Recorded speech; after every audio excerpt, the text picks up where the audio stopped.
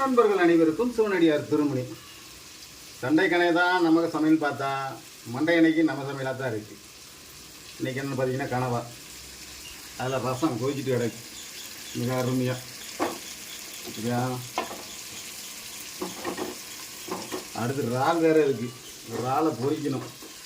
பார்த்தீங்களா, இறால்லாம் அலசிட்டு இருக்குது. அடுத்து இறாலை பொரிக்கணும்.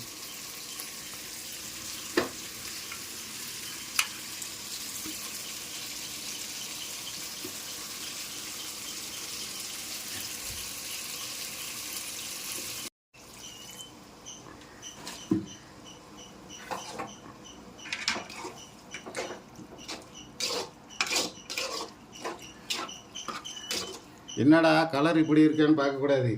இதில் மசாலா சேர்க்கலை, வெறுமனே தக்காளி வெங்காயம் போட்டு வதக்கி கனவா தான் போட்டிருக்கு. மசாலா சேர்த்தா தான் இன்னும் அதோட ஃபேவரேட்டு கொடுக்கும்.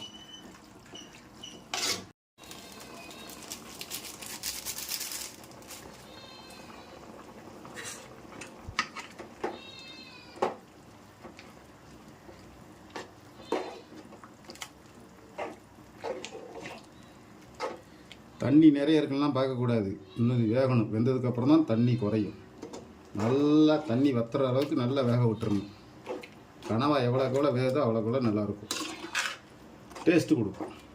சரியா, அதனால் நல்லா கொதிக்க விட்டு வற்றணும்.